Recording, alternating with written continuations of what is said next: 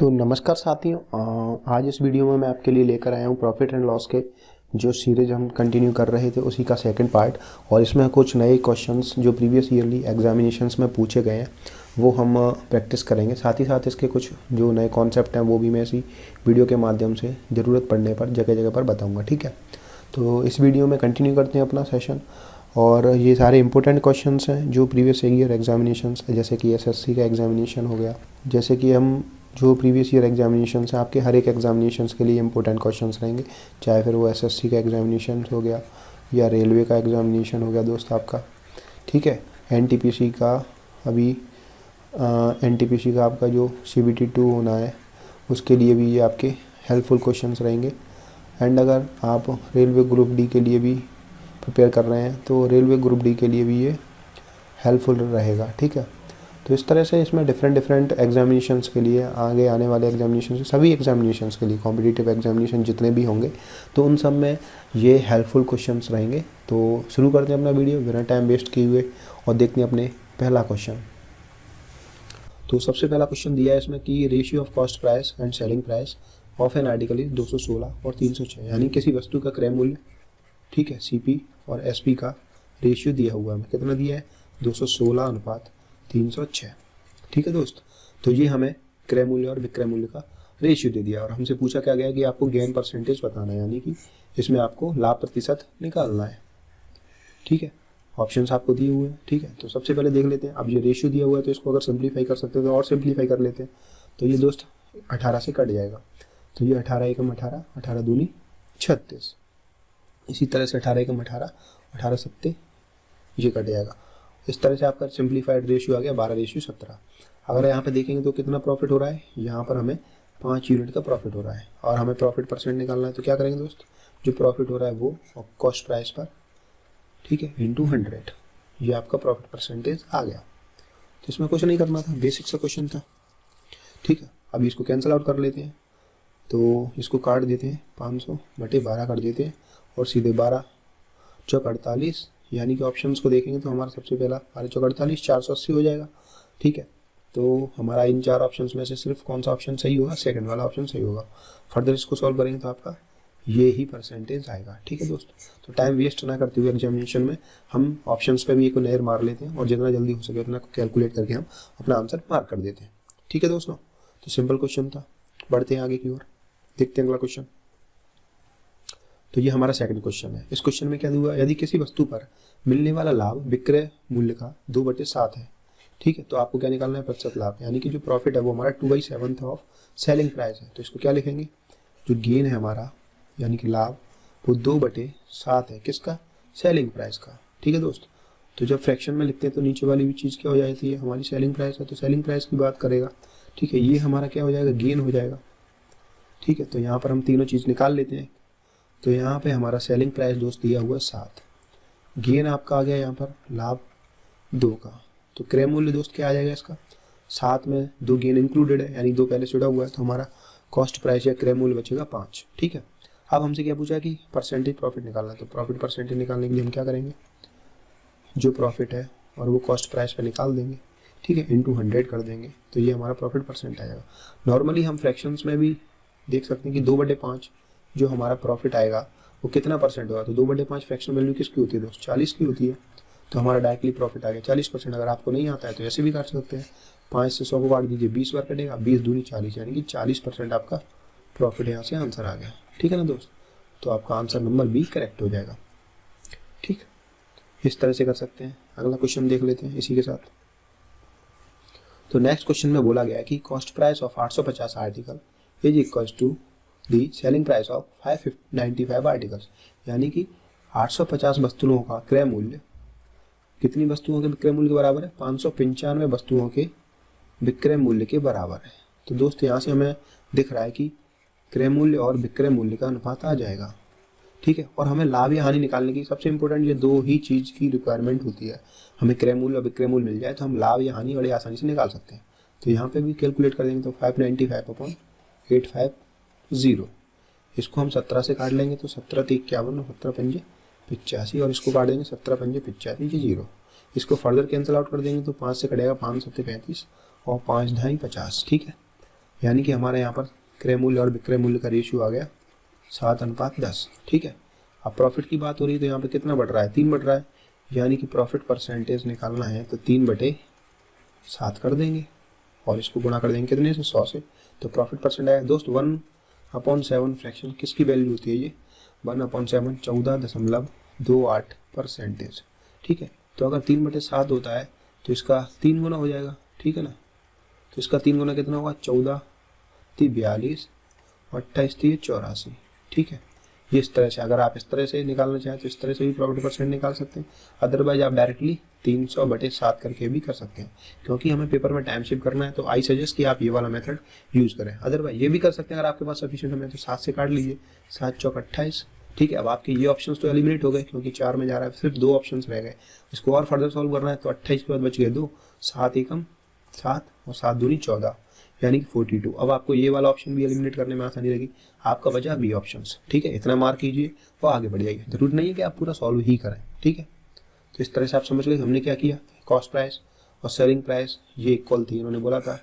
ठीक है, आप डायरेक्टली ये ना लिखते हुए ये स्टेप भी अगर आप एलिमिनेट करना चाहते हैं तो देखिए डायरेक्टली मैं आपको यहाँ तो बता देता हूँ, जो सीपी और एसपी का रेशियो आएगा डायरेक्टली इस चीज़ को आप पहले नंबर पे लिख लीजिए जो लास्ट में दिया हुआ है। ठीक है, और जो पहले दिया है उसको सेकंड नंबर पे लिख लीजिए। ये डायरेक्टली आपका रेशियो आ गया कॉस्ट प्राइस और सेलिंग प्राइस का, और इसी को आप यहाँ पे सिंप्लीफाई कर लीजिए। जब आप सिंप्लीफाई करेंगे तो 7:10 आ जाएगा यहीं पर। ठीक है, ये क्रय मूल्य विक्रय मूल्य का अनुपात आ गया, और यहाँ से आपको प्रॉफिट परसेंटेज निकालना है तो डायरेक्टली आप 3/7 कर दीजिए और ये आपका परसेंटेज आएगा। 14 का मल्टीप्लाई 3 बार करेंगे तो 14 × 42 और 28 × 84। ये आपका प्रॉफिट परसेंटेज दोस्त आंसर हो गया। ठीक है, 42.84। इस तरह से आप कर सकते हैं। ठीक है, तो जैसे जैसे आप इन चीज़ों को समझते जाएंगे तो आप फिर इन चीज़ों को साइड बाई साइड इनको बिना इस तरह से लिखे हुए भी कर सकते हैं। ठीक है, बट अगर आपको एरर से बचना है और एक्यूरेसी लानी है तो थोड़ा सा आप पहले यहाँ पे जल्दी से चला लीजिए और आप इस तरह से हल कर सकते हैं। ठीक है, तो ये 2 तरीके थे इनको सॉल्व करने का। ठीक है, तो इस तरह से हम 3 क्वेश्चन हल कर चुके हैं और मैं बड़े आराम से आपको समझा रहा हूँ सारे क्वेश्चन। ठीक है, नेक्स्ट क्वेश्चन देख लेते हैं। ये 4th नंबर का क्वेश्चन दिया है, तो सबसे पहले क्वेश्चन को पढ़ लेते हैं। 33 पुस्तकों का क्रय मूल्य उतना ही है जितना x पुस्तकों का विक्रय मूल्य। तो देखिए 33 वस्तुओं का क्रय मूल्य यानी कि CP कितना है, जितना कि x वस्तुओं का।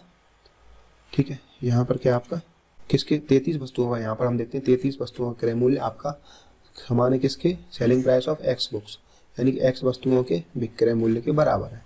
तो यहाँ से आपको क्या मिलेगा, CP/SP, और ये क्या रेशियो आ जाएगा, x/33। ठीक है, अब प्रश्न में क्या बोल रहा है कि अगर प्रॉफिट 10% है तो आपको x का मान बताना है। तो दोस्त आप जानते हैं कि 10% का मतलब क्या होता है दोस्त, 1/10। अगर ये आपका CP है तो ये आपका प्रॉफिट है। ठीक है, यानी कि ये आपका लाभ है।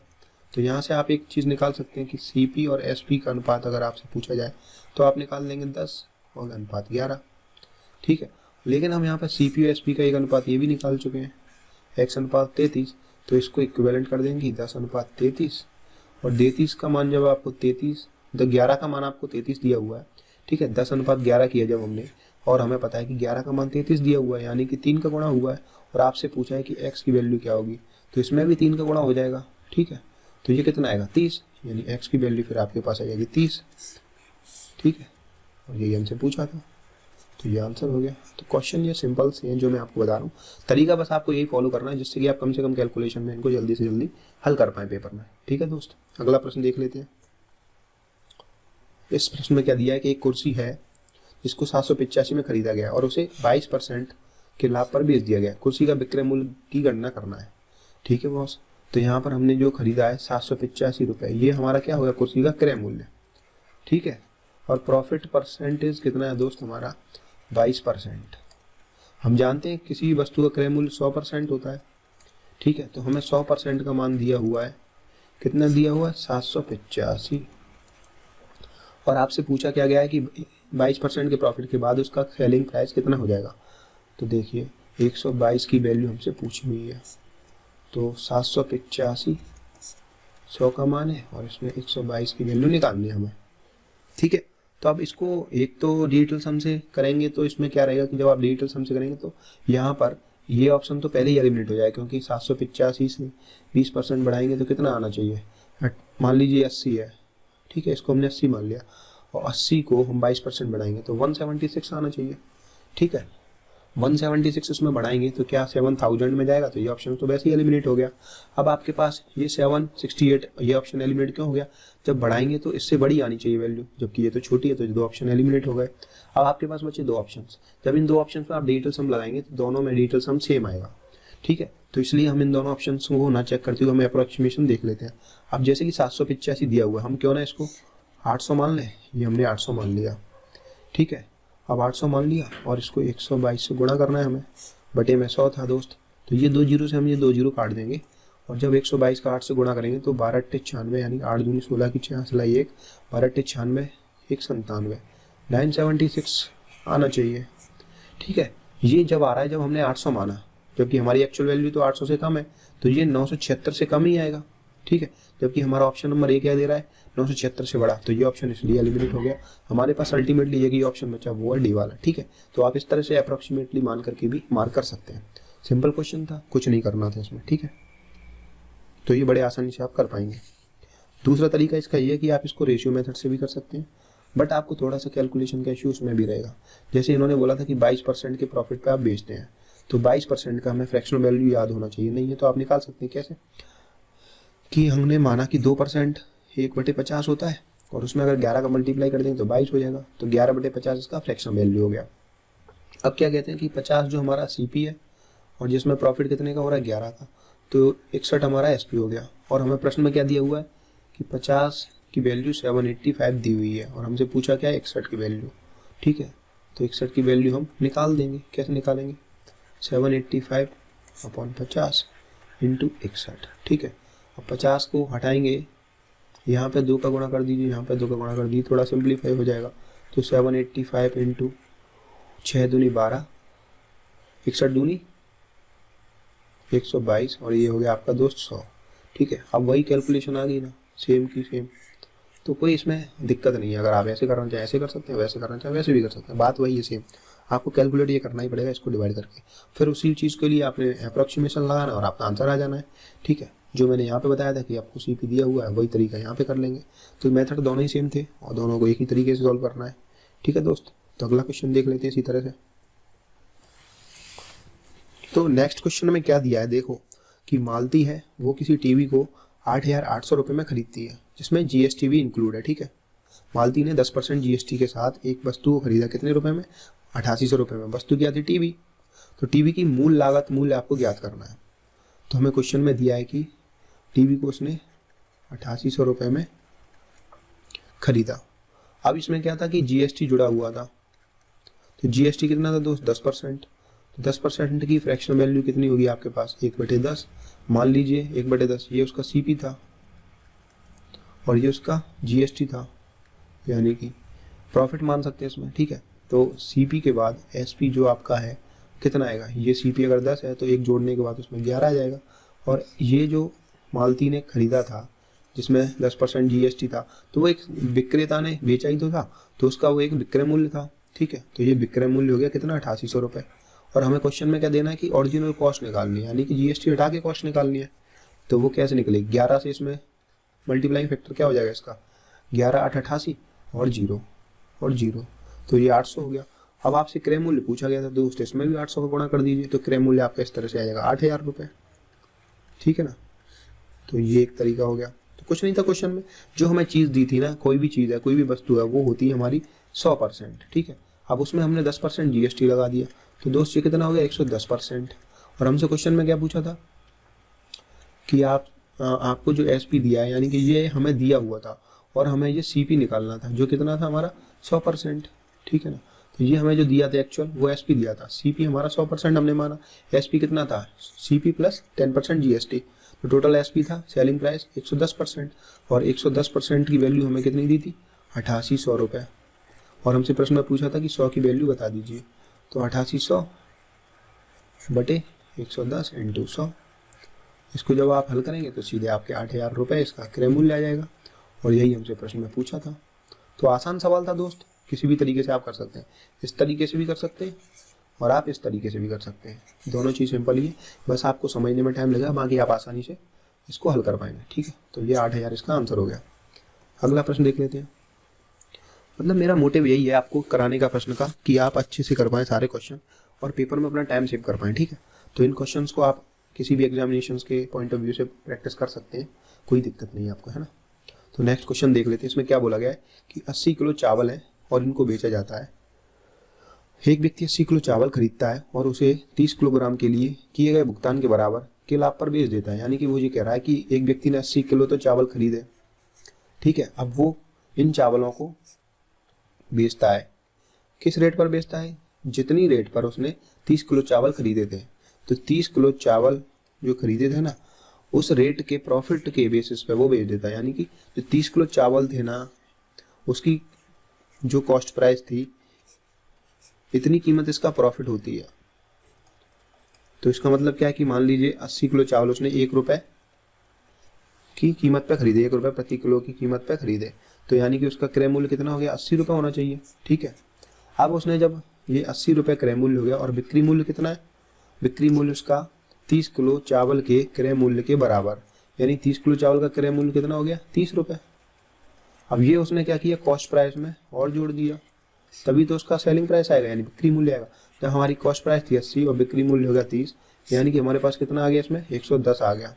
और ये कितना था? 80। इसका अगर अनुपात ले लेंगे तो आपके पास क्रय मूल्य विक्रय मूल्य का अनुपात आ जाएगा, CP अनुपात SP। ये कितना आ गया दोस्त? 8:11। तो यहाँ से आप देख पा रहे हैं कि आपको प्रॉफिट कितने का हुआ? 3 का। यानी कि आपका प्रॉफिट परसेंट आपको निकालना है। तो 3 का प्रॉफिट हुआ 8 पे, तो 100 पे कितने का हुआ दोस्त? तो हम जानते हैं कि 1/8 का परसेंटेज होता है 12.5, ठीक है। तो 3/8 का कितना हो जाएगा? तो इसमें 3 का गुणा कर देंगे तो 12 3 36 और 5 3 15, यानी कि 37 सही 1/2%, ठीक है। इसको यहाँ पे भी सॉल्व कर सकते हैं, यहाँ पे 12.5 लिख लीजिए और 3 गुणा 12.5 कर देंगे। तो यहाँ से आपके पास आएगा 37 सही 1/2% का लाभ, ठीक है ना दोस्त। तो एक तो ये तरीका हो गया जो मैंने आपको बताया। दूसरा आप इसको डायरेक्ट कर सकते हैं कि उसको प्रॉफिट हो कितने का रहा था। दूसरा ये है कि उसको 30 किलो के क्रय मूल्य के बराबर प्रॉफिट हो रहा था।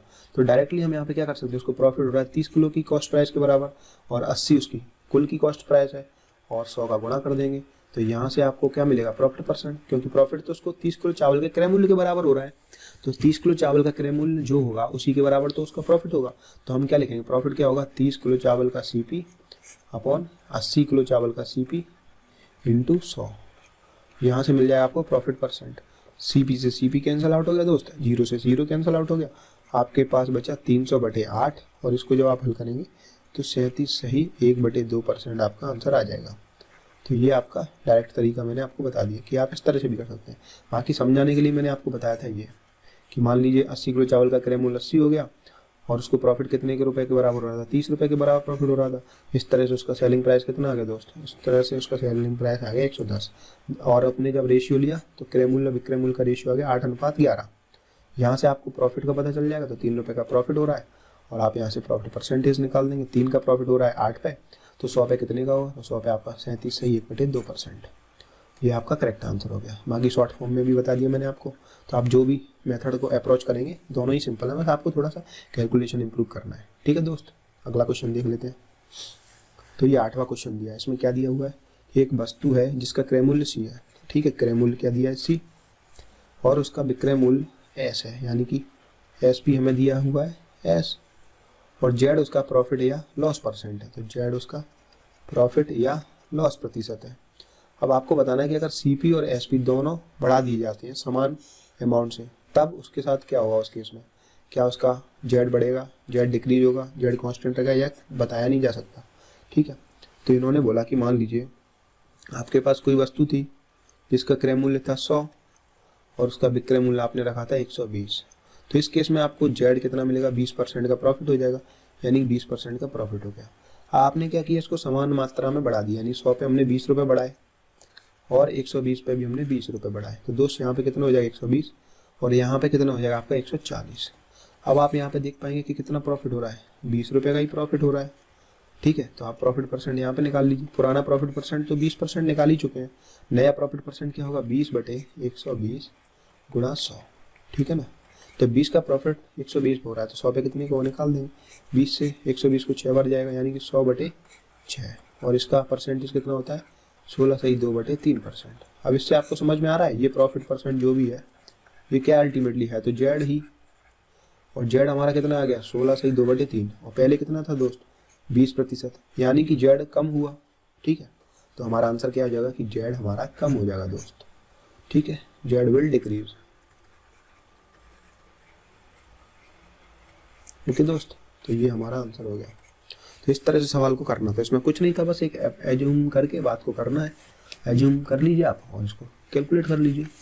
अगला क्वेश्चन देख लेते हैं। अगला क्वेश्चन ये कह रहा है किसी वस्तु को 7,130 रुपये में 15% प्रॉफिट के साथ बेचा जाता है, यानी कि 15% का प्रॉफिट इसमें इंक्लूडेड है।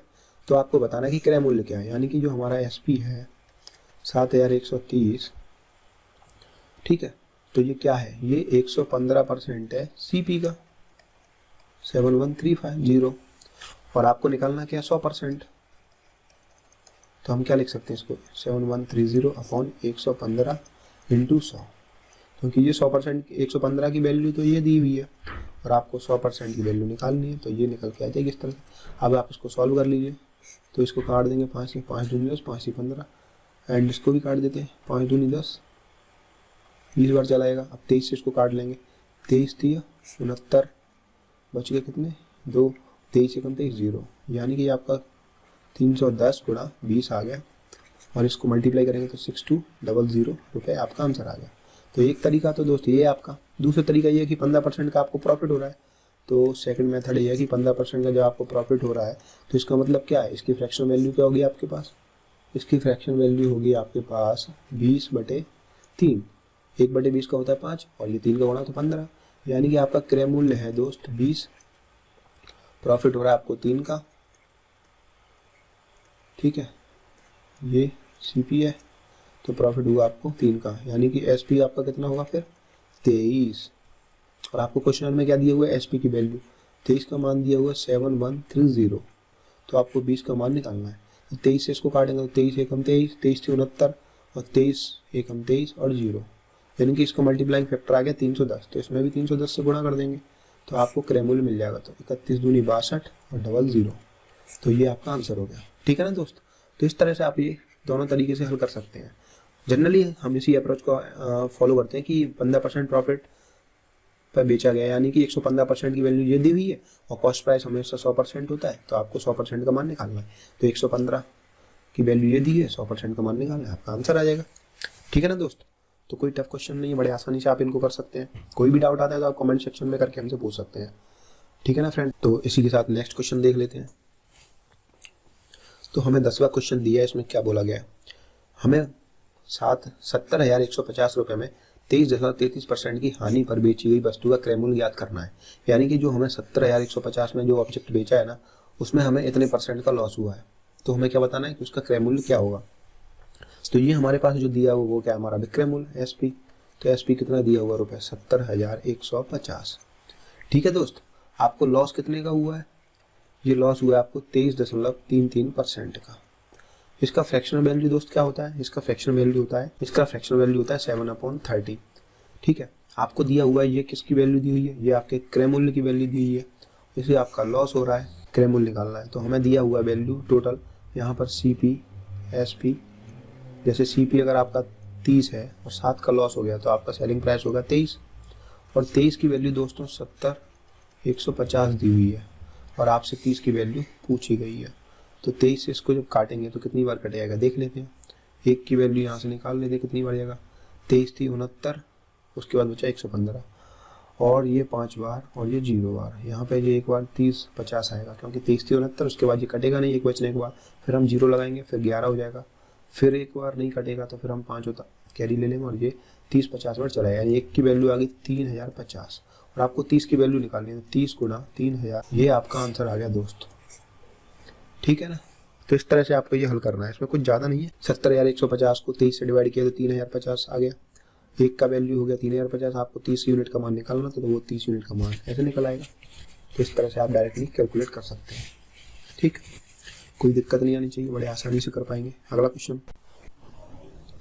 तो चलिए दोस्तों इस क्वेश्चन में क्या दिया हुआ देखते हैं कि राम ने एक मोटरसाइकिल को 70,000 में बेचने पर राम को 25% लाभ प्राप्त होता है। यदि उसे 30% लाभ प्राप्त करना हो तो मोटरसाइकिल किस मूल्य पर बेचनी चाहिए। तो ये जो 70,000 राम ने दिया हुआ है ये इसका सेलिंग प्राइस है, ठीक है। और इसमें क्या इंक्लूडेड है, 25% उसका प्रॉफिट। तो दोस्त हम जानते हैं कॉस्ट प्राइस 100% होता है, प्रॉफिट हमारा 25% हो गया, और जब इन दोनों को जोड़ देंगे तो हमारा बिक्री मूल्य आ जाएगा, यानी कि टोटल 125%। यानी कि हमें जो 70,000 दिया हुआ है वो 125 का मान दिया हुआ है। तो हम क्या करेंगे कि 125% की वैल्यू हमें 70,000 दी हुई है, और हमसे क्या पूछा उसने कि 30% के प्रॉफिट पर अगर आप इस वस्तु को बेचते हैं तो क्या कीमत होगी। तो हमें 130 का मान निकालना है। तो इसको डायरेक्टली ऐसे लिख लेते हैं, 70,000 बटे 125 इंटू 130। यही एक बेसिक तरीका है जो हम करते हैं हमेशा। तो इसको बस कैंसिल आउट कर लीजिए 25 से। देखिए 125 से ये 3 जीरो 8 बार चले जाएंगे, यानी कि 1000 को 125 से 8 बार काट देते हैं, और 13 का गुणा करना है हमें बस इसमें। तो 7 8 56 हो गया, ठीक है, और 560 हो गया। इसको 130 से गुणा कर देंगे, देखते हैं तो क्या आता है, 36 18। तो देखिए यूनिट डिजिट जिसमें 2 जीरो तो रहना ही है, और 36 18 यानी कि जिसमें 8 आ रहा है वही हमारा ऑप्शन हो जाएगा, ठीक है। यहाँ पर बस इतना सा करना होता है, पूरा कैलकुलेशन करने की जरूरत नहीं है। ऑप्शंस पे नज़र इसीलिए देना चाहिए आपको पेपर में, जिससे कि आपको पूरा कैलकुलेट करने की जरूरत ना पड़े। अगर करना चाहते हैं तो देख लीजिए 13 6 78, यानी कैरी आ गई 7, 13 पंजे 65, 65 और 7 कितना होगा आपका 72। तो ये आपका फाइनल आंसर आ गया, ठीक है दोस्त। बट कोशिश कीजिए कि आपको पूरा कैलकुलेट ना करना पड़े आपको, एक एक सेकंड कीमती एग्जाम में, ठीक है ना दोस्त। आगे चलते हैं, नेक्स्ट क्वेश्चन देखते हैं। अब इस क्वेश्चन में क्या दिया हुआ आपको, कोई वस्तु 355 रुपये में बेची जाती है तो 21% की हानि होती है। 21% का अगर आप लाभ अर्जित करना चाहते हैं तो उसको कितने रुपए में बेचा जाना चाहिए। यानी कि यहाँ पर थोड़ा एरर है, ये 29% का है, ठीक है। तो यहाँ पर हिंदी मीडियम में थोड़ा एरर हो गया है। 355 रुपये में बेचने पर 29% की हानि होती है, लेकिन अगर आप 21% का लाभ अर्जित करना चाहते हैं तो कितने रुपए में उसको बेचना चाहिए, ठीक है दोस्त। अब देखते हैं कैसे करना है इसको। तो 100% CP होता है हमारा, जिसमें से 29% को लेस करेंगे तो हमारा 71% बचेगा, ठीक है ना। एंड 71% की वैल्यू हमें 355 दी गई है, और हमसे क्या पूछा है कि 121%, ठीक है। तो इसको डिवाइड कर देंगे 71 से, ये कितनी बार जाएगा 5 बार। और आपसे पूछा क्या गया है कि हमें 121 में बेचने पर 121% की वैल्यू बता दीजिए। तो इसको क्या करेंगे, 5 एकम 5 और 12 पंजे 60, यानी 605 रुपये। तो 21% के लाभ में बेचने के लिए आपको इसको 605 रुपये में बेचना है, ठीक है ना दोस्त। तो ये सेलिंग प्राइस निकाला था हमने, प्रॉफिट ये लॉस माइनस किया था जिसमें से, ठीक है। अब देखा आपने किस सिंपल तरीके से आप इन क्वेश्चंस को कर पाते हैं, इसमें कुछ भी नहीं करना है, मात्र 10 से 20 सेकंड में आप इस क्वेश्चन को हल कर पाएंगे। क्वेश्चन पढ़िए और साथ ही साथ उसको एलिमिनेट कर दीजिए। तो इसी तरह के क्वेश्चन करने होते हैं आपको। बाकी नेक्स्ट क्वेश्चन देख लेते हैं। ये आपको दिया गया है, देखिए यहाँ पर दोस्तों। तो हमें क्वेश्चन में क्या दिया हुआ कि एक साड़ी बेचने 3060 रुपये में जब साड़ी को बेचा जाता है तो उसको 15% का नुकसान होता है। यानी कि हमारे पास जो वैल्यू दी हुई है वो 85% की वैल्यू दी हुई है 3060, ठीक है। और हमसे क्या पूछा गया कि 20% लाभ प्राप्त करने के लिए उसको कितने रुपए में बेचनी चाहिए, यानी कि 120% की वैल्यू हमें निकालनी है। तो 85 का वैल्यू दिया हुआ बेटे 3060, और आपको 120 का निकालना है मान। यहाँ से जो वैल्यू निकलेगी उसको सॉल्व आउट कर दीजिए। तो 5 से काट दीजिए, 5 का 5 7 35, और इसको काट दीजिए 5 6 30 एंड 5 एकम 5 5 दूनी 10। अब 17 से ये कट पाएगा क्या, 17 30 51, उसके बाद बचेगा 10 और 17 छिक्का 102, ठीक है, ये हो गया। तो 36 इंटू 120, इस बार इस तरह से काट लीजिए और इसको इसमें मल्टीप्लाई कर देंगे। 12 छिंग 72 की 2 और 0, तो लास्ट में 2 और 0 किस में आ रहा है ऑप्शन में, तो दोस्त हमारा डी ऑप्शन में ही 2 और 0 आ रहा है। तो हम सीधे सीधे मार्क कर देंगे। हमें पेपर में बस कोशिश करना है कि पूरा कैलकुलेट ना करना पड़े, जो हमें जहाँ पे भी जैसे मिल जाए हम सीधे मार्क करेंगे और आगे बढ़ जाएंगे। तो यहाँ से दिख रहा है ना कि लास्ट में ये 0 देगा, ठीक है, और ये 6 का 2 में मल्टीप्लाई करेंगे तो 6 दूनी 12 यानी यूनिट 20 आना चाहिए। 20 जिस ऑप्शन में वही हमारा आंसर है।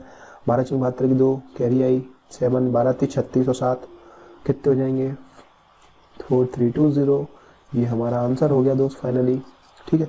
तो कम से कम कैलकुलेशन करना है आपको, ठीक है, और इस तरह से आप कर सकते हैं। आगे बढ़ के एक नेक्स्ट क्वेश्चन देखते हैं। एक बाइक को 2500 रुपये में बेचने पर विक्रेता को 20% की हानि होती है, ठीक है ना। ये बोल रहा है ना कि लॉस होता है कितने का, 20% का। तो वो चाहता है कि 30% का लॉस हो, तब वो किस कीमत में बेचे। बहुत ही अजीब इंसान है। 20% में बेचने में क्या दिक्कत आ रही है, उसको 30% का लॉस चाहिए। तो ठीक है, देखिए दोस्त, 20% का लॉस होता है तो वो 2500 रुपये में बेचता है। जब 20% का लॉस होता है तब 2500 में बेचता है। इसका मतलब क्या है, इसका मतलब ये है कि हमें जो 2500 रुपये दिए हुए हैं वो हमारे 80% वैल्यू है। और हमसे क्या पूछा गया 30% लॉस के बाद, यानी कि 70% का मान पूछा गया हमसे। तो 70% का मान क्या होगा दोस्त, 70% का मान हम निकाल लेंगे 2500 बटे में 80 और गुणा कर देंगे 70 का। बस 0 से 0 काट दीजिए और इसका डिवाइड कर लीजिए आपस में। तो कैसे करना है आपको, ये पॉइंट में आंसर आना है। तो इसमें चलिए डिटेल्स हम लगा के देख लेते हैं। ऊपर कितना आएगा, 5 2 7 7 7 49, 49 अपॉन 8, ठीक है। एंड 8 को हम क्या करेंगे, इसको सिंप्लीफाई करें या फिर इसको सिंपल डिवाइड करके देख लेते हैं। डिवाइड करके देख लीजिए आप, डिटेल्स हमसे भी करते हैं, थोड़ा सा टाइम लगे, इससे बेटर कि आप डिवाइड करके सॉल्व कर लीजिए। 25 सत्ते 175, 175 0 0 आ गया और 8 से इसको डिवाइड देना है। तो 8 दूनी 16, यहाँ पर 1 बचा, 8 एकम 8।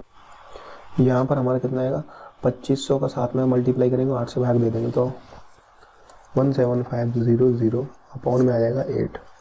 इसको जब सॉल्व करेंगे तो 8 दूनी 16, 8 एकम 8 और 8 बटी 64, 8 7 56.5, ये आपका आंसर आ गया, ठीक है। 2187.5 ये आपका आंसर हो गया। जब आपने इसको इससे काटा 8 से तो डायरेक्टली हमारा 2187.5 आंसर आ गया। तो ये वो कॉस्ट, ये वो कीमत है जिस पे अगर आप बेचेंगे तो आपको 30% की हानि होगी, ठीक है दोस्त। इस तरह से हल करना था। शुरू में उसने बोला था कि जब आप 2500 में बेच रहे हैं तो आपको 20% की हानि हो रही है, और आपको वो कीमत बताई जब आप 30% की हानि पर बेचेंगे तो क्या कीमत रहेगी। अगला क्वेश्चन देख लेते हैं। तो हमारा अगला क्वेश्चन दिया हुआ है, इसमें किस तरह से करना है ये भी देख लेते हैं। इसमें दिया है कि एक दुकानदार को विक्रय मूल्य पर 22.5% का लाभ होता है, ठीक है। तो वास्तविक मूल्य लाभ जो भी है वो निकालना है आपको। किस पे वो प्रॉफिट होता है, सेलिंग प्राइस पर हो रहा है, ठीक है। तो 22.5% का फ्रैक्शनल वैल्यू दोस्त क्या होता है, सबसे पहले तो ये बता दीजिए। तो 22.5 का फ्रैक्शनल वैल्यू हम निकाल लेते हैं। हमारा फ्रैक्शनल वैल्यू होता है 22.5 का 9/40, ठीक है। अगर नहीं आता तो आप वही तरीके से डिवाइड करके निकाल लीजिए, ठीक है। तो 22.5 का फ्रैक्शनल वैल्यू आ गया, जिसमें से 40 अगर आपका दिया हुआ सेलिंग प्राइस, उसने यही तो बोला कि सेलिंग प्राइस पे उसको इतने का प्रॉफिट होता है, यानी 22.5 का मतलब ये कि 40 का 22.5 आप 9 रुपये हैं, ठीक है। 40 का 22.5% 9 रुपये। तो ये आपका एसपी है और ये आपका लॉस हो रहा है। तो यहाँ से आप निकाल लेंगे कि सेलिंग प्राइस है 40, लॉस हो रहा है, हानि हो रही है 9 रुपये की। तो क्रय मूल्य क्या होगा दोस्त, तो क्रय मूल्य ये होगा इसका, 40 में बेचने पर उसको 9 का हानि हो रहा है। नहीं दोस्त, यहाँ पे लॉस नहीं हो रहा है, यहाँ पे प्रॉफिट हो रहा है दोस्त। ये प्रॉफिट था, सॉरी फॉर दैट, ठीक है ना। ये मैंने यहाँ पे लॉस नहीं, प्रॉफिट हो रहा है। तो 40 रुपये में बेचने पर उसको 9 रुपये का प्रॉफिट हो रहा है, ये यहाँ पर प्रॉफिट हो रहा है, ठीक है। तो इसमें क्या है, 9 रुपये ऑलरेडी इंक्लूडेड है, तो सीपी यहाँ से आपका क्या आ जाएगा 31। अब आपको बताना है एक्चुअल प्रॉफिट, तो 9/31 हो जाएगा और ये 100 पे निकाल लेंगे तो प्रॉफिट परसेंट आपका आ गया दोस्त। तो 900/31। अब आप इसको अप्रॉक्सीमेशन से कर लीजिए। मान लीजिए अगर ये 900/30 होता दोस्त, तो ये कितनी बार कट जाता, ये 30 बार चला जाता, बट ये 30 से थोड़ा सा बड़ा है, यानी तो 30 से थोड़ा सा छोटा आएगा। तो 30 से थोड़ा सा छोटा कौन सा है, क्या ये है, नहीं है, क्या ये है, नहीं है, ये तो 30 से बड़ा है, तो ये तो बिल्कुल नहीं हुआ। आपके पास सिर्फ एक ही ऑप्शन बचता है, ये 29.03, ठीक है। तो ये आपका ऑप्शन आंसर होगा। तो आप डायरेक्टली मार्क कर सकते हैं अप्रॉक्सीमेशन के बेसिस पर, ठीक है। इस तरह सॉल्व करना था। आगे बढ़ते हैं, ठीक है। अब यहाँ पे 13.33% की फ्रैक्शन वैल्यू यूज होने वाली है, ठीक है। तो ये भी कर लेते हैं, कैसे करना है इसको। एक विक्रेता है जो विक्रय मूल्य पर 13.33% की हानि करता है, यानी कि एक शॉपकीपर कोई भी गुड है उसको गुड्स को सेल करता है तो उसको 13.33% का लॉस होता है। किस पर, सेलिंग प्राइस पर। आपको बताना है कि लॉस परसेंट कॉस्ट प्राइस पर। तो सबसे पहले हमें मालूम होना चाहिए 13.33 का फ्रैक्शन वैल्यू क्या होता है। अब वही पॉइंट हटा के 100 से डिवाइड देके और आप कैंसल आउट करके भी निकाल सकते हैं। और अगर डायरेक्टली आपको याद है तो देखिए 15 से इसका डायरेक्टली फ्रैक्शनल वैल्यू निकाल सकते हैं 2/15। ठीक है, अब ये बात क्या हो रहा है कि ये सेलिंग प्राइस पर लॉस हो रहा है, यानी तो ये 15 हमारा सेलिंग प्राइस हो गया और ये लॉस हो रहा है, तो ये 2 लॉस यूनिट हो गई। तो यहाँ पर हम तीनों चीज़ निकाल लेते हैं। सेलिंग प्राइस हमारा कितना है 15, 2 का लॉस हो रहा है। ठीक है, तो कॉस्ट प्राइस क्या हो जाएगा, CP हमारा लॉस को जोड़ के 17। और उसने प्रॉफिट का पूछा है तो 2/17 इंटू 100। प्रॉफिट तो पूछा नहीं, उसने लॉस परसेंट पूछा है कॉस्ट प्राइस पे, तो लॉस परसेंट कॉस्ट प्राइस पे ये हो गया। तो 1/17, आप इसको सिंपली आप डिवाइड कर लीजिए, कोई दिक्कत नहीं है। 200/17, 17 एकम 17 बचे, यहाँ से आपको क्या मिलेगा 17 एकम 17, और फिर आपके पास बच जाएगा, तो आप इसको डिवाइड करेंगे 17 सत्ते और 17 छक्के, तो 11.76 आपका आंसर आ जाएगा। ठीक है दोस्त, तो इस तरह से आप डायरेक्टली आंसर निकाल सकते हैं। बस थोड़ा सा आपको कैलकुलेशन को इम्प्रूव करना है पेपर में। बाकी अब क्या थोड़ा कॉम्प्लिकेटेड कैलकुलेशन आने लगी है, तो आपको थोड़ी सी ये सारी फ्रैक्शनल वैल्यूज़ हैं ये आपको याद करनी पड़ेंगी, इन परसेंटेज के फ्रैक्शनल वैल्यूज, जिससे कि आप कैलकुलेशन को थोड़ा फास्ट कर पाएंगे। अदरवाइज इनको पेपर में निकालने के लिए इतना टाइम नहीं रहता है कि आप इनको सारे को निकालें फिर उसके बाद उसको यूज करें। टाइम बहुत ही कम पड़ता है और कैलकुलेशन आपको इसी तरह की मिलने वाली है। ठीक है दोस्त, तो नेक्स्ट क्वेश्चन देख लेते हैं। इसमें आप ऑप्शन भी एलिमिनेट कर सकते थे कि ये ऑप्शन तो नहीं होगा, ये तो नहीं होगा। मान लीजिए आपको लास्ट में 50-50 का तुक्का भी लगाना है तो आप डायरेक्टली लगा सकते हैं। ठीक है, फिर इसमें थोड़ा सा यहाँ पे 11-11 दोनों में कॉमन आ गया था, तो फिर आपको डिवाइड करना ही पड़ेगा एग्जैक्टली, क्योंकि इसमें एरर होने के चांसेस। जब आप यहाँ तक कर सकते हैं तो फिर थोड़ा सा और टाइम दे दीजिए और इसको कंप्लीट सॉल्व करके ही करेक्ट मार्क कीजिए। ठीक है, नेक्स्ट क्वेश्चन इसका करेक्ट आंसर था 11.76। तो चलिए देखिए दोस्तों, इस क्वेश्चन में क्या बोला गया है। इस क्वेश्चन में बोला गया है कि 7200 रुपये में एक वस्तु को बेचने पर 36.66% की हानि होती है उसकी विक्रय मूल्य पर, और आपको बताना है कि किस कीमत पर बेचा जाए कि उसको 25% का लाभ प्राप्त हो उसके क्रय मूल्य पर। ठीक है, तो सबसे पहले देखेंगे कि हम 36.66 का फ्रैक्शनल वैल्यू क्या होता है। तो इसका फ्रैक्शनल वैल्यू होता है 11/30। ठीक है, ये हमारा क्या दिया हुआ है सेलिंग प्राइस, ये हमारा क्या दिया हुआ लॉस। ठीक है, तो हमें निकालना है क्रय मूल्य। देखिए SP हमारा हो गया 30, लॉस हमारा हो रहा है 11 रुपये का, तो क्रय मूल्य होगा हमारा कितना दोस्त 41 रुपये। ठीक है, इसका मान हमें दिया हुआ है प्रश्न में कितना 7200 रुपये। ठीक है दोस्त, ये 7200 रुपये दिया हुआ है, तो यहाँ पे मल्टीप्लाइंग फैक्टर कितना आ जाएगा 240। यहाँ से हमें क्या निकालना है क्रय मूल्य। तो देखिए क्रय मूल्य आ गया हमारा 240 गुणा 41, यानी कि 41 इंटू 240। ये तो हमारा एक्चुअल क्रय मूल्य आ गया। अब वो क्या बोल रहा है कि हमें 25% का लाभ निकालना है, तो ये क्रय मूल्य जो आया हमारा, इसको हमें 5/4 गुना कर देना है। क्यों करेंगे ये मैं बता देता हूँ। 25% का मान दोस्त क्या होता है 1/4। अगर ये हमारा क्रय मूल्य है तो ये हमारा प्रॉफिट होगा, ये हमारा CP है तो ये प्रॉफिट होगा, और जब इसमें प्रॉफिट जोड़ देंगे तो कितना हो जाएगा SP हमारा 5 यूनिट हो जाएगा। ठीक है, तो ये हमारा CP, ये हमारा SP, 4 CP 5 SP। ठीक है, यही तो हुआ। तो वही हम करते हैं कि जैसे हमारे पास ये CP आ गया, ये कॉस्ट प्राइस की वैल्यू आ गई 4 पर, हमें क्या निकालना है 5 यूनिट का मान, तो इसको इसी तरह से 5/4 गुना कर देंगे। तो इसको हमने क्या किया 5/4 गुना कर दिया, और इसको फिर सॉल्व कर लेंगे। तो 41 इंटू 240 इंटू 5/4, 4 से इसको काट देंगे तो 6 बार 60 बार चला जाएगा, और 41 का गुणा हम 300 में कर देंगे तो सीधे सीधे 3 एकम 3, 3 चौक 12 और 2 जीरो, ये हमारा आंसर आ जाएगा। तो दोस्तों ये मैंने आपको समझाया इसलिए इसको थोड़ा सा टाइम लगा, अदरवाइज ये सिंपल सा क्वेश्चन है। बस आपको क्वेश्चन समझना है कि क्वेश्चन की लैंग्वेज में क्या बोला जा रहा है। बाकी मैंने हर एक क्वेश्चन में बोला है कि आपको अपनी कैलकुलेशन पर वर्क करना पड़ेगा, और ये सारी परसेंटेज की जो फ्रैक्शनल वैल्यूज है वो आपको जो भी फ्रीक्वेंटली यूज होती हैं वो बिल्कुल याद करनी ही पड़ेंगी, तभी आप कैलकुलेशन इंप्रूव कर पाएंगे। और 1 से लेकर 30 तक पहाड़े भी याद करने पड़ेंगे, क्योंकि अक्सर यूज होते हैं। और अब तो एग्जामिनेशन में प्राइम नंबर के पहाड़े भी पूछे जाने लगे हैं, मतलब उनकी कैलकुलेशन ही इसी तरह की बनाई जाती कि सारे प्राइम नंबर 31 हो गया, 23 हो गया, 29 हो गया, ये सारे यूज होते हैं। तो आपको ये भी प्रिपेयर करने पड़ेंगे जिससे आप कैलकुलेशन इंप्रूव कर पाएंगे। अदरवाइज आप क्या करेंगे क्वेश्चन में टाइम लगा देंगे, और टाइम की कीमत आप समझ पाएंगे कितना रिक्वायर्ड होता है टाइम, कम से कम समय में क्वेश्चन को हल करना वहाँ पे। इसलिए समय बचाना ही हमारा मेन मोटिव रहता है पेपर में। ठीक है, तो हमारा ये आंसर हो गया। अगला क्वेश्चन देख लेते हैं। तो ये नेक्स्ट क्वेश्चन में क्या था, यहाँ पे 120 क्लियरली नहीं विजिबल था तो मैंने यहाँ पे लिख दिया है। ठीक, 120। तो यहाँ पे क्या बोल रहा है कि दीपेश 120 रुपये का लाभ कमाता है यदि वह पेंसिल की कीमत 2.5 रुपये प्रति पेंसिल रखता है और इसी रेट पर बेचता है, लेकिन वो 62 रुपये का नुकसान उठाता है। कब? जब वह पेंसिल को 100.85 प्रति पेंसिल की रेट से बेचता है। ठीक है, अब हमें क्वेश्चन में पूछा है कि दीपेश के पास कितनी पेंसिल, ये आपको बताना है। तो देखिए देख लेते हैं। दीपेश मान लीजिए कुछ भी रेट में चेंज नहीं करता है, तब उसकी कॉस्ट यहाँ पर आएगी।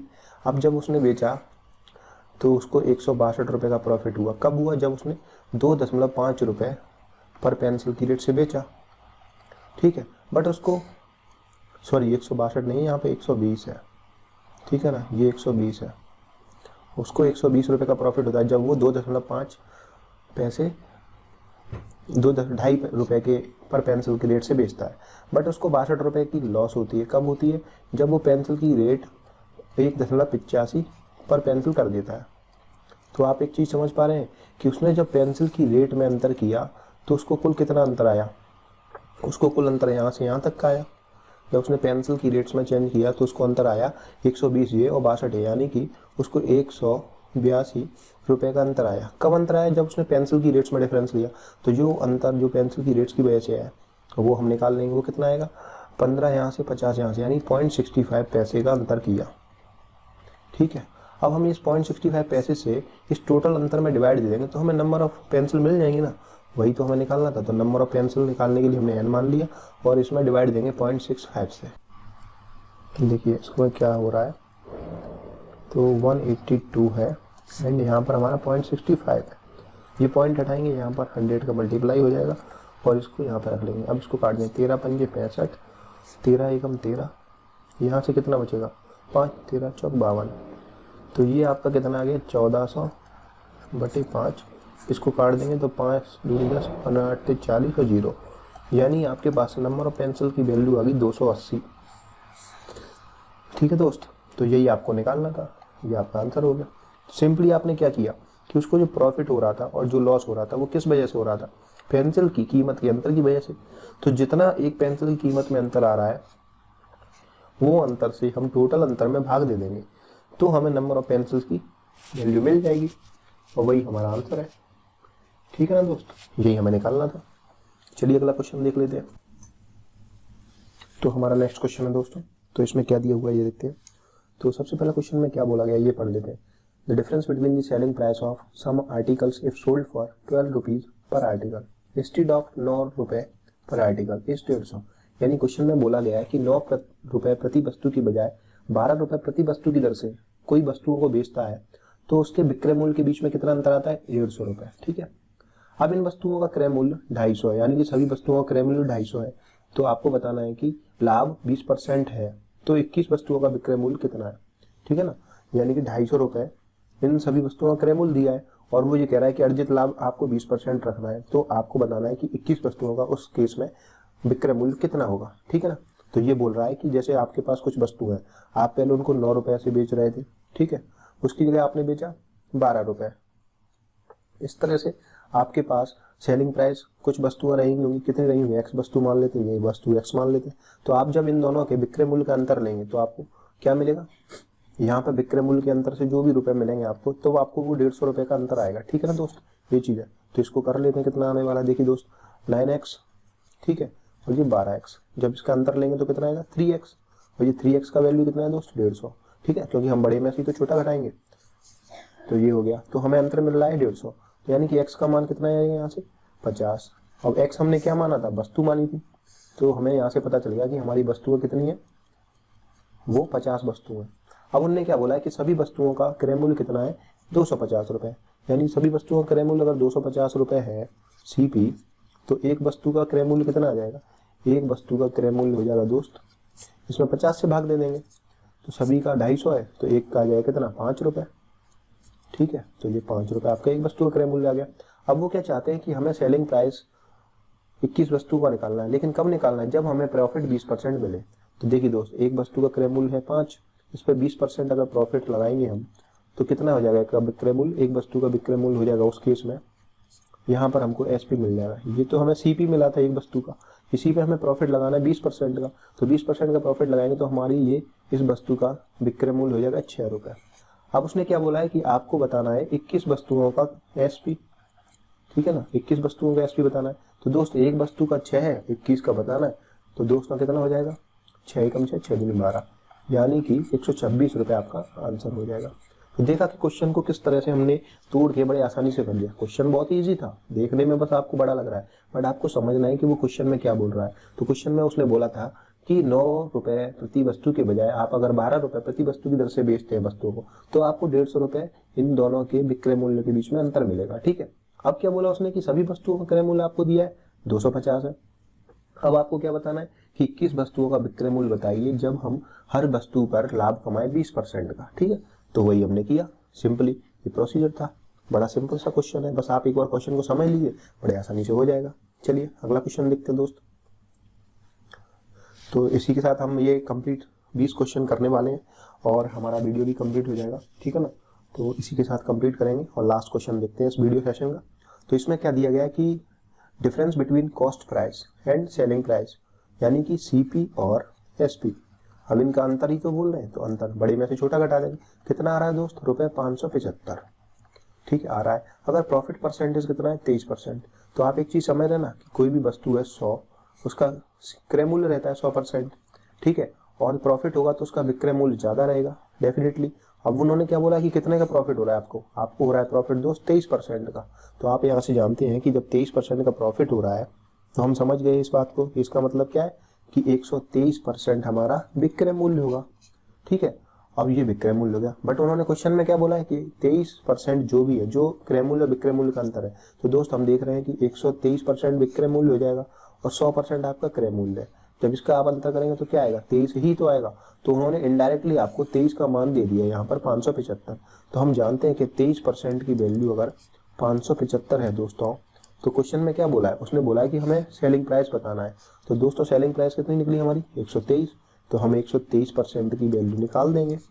तो यहाँ से निकाल देंगे हम 575, 23 को यहाँ रख देंगे और 123 से गुणा कर देंगे। अब 23 से इसको काट देंगे तो 23 दूनी 40, बचेगा कितना यहाँ पर? 11 और 23 पंजे 115। तो हमें क्या निकालना है? 25 × 123। ठीक है, 25 का 123 में गुणा करेंगे तो 25 से 75 की 5, 7 कैरी आ जाएगा आपका। और 25 दूनी 50 और 7 57 की 7 कैरी आ जाएगा 5।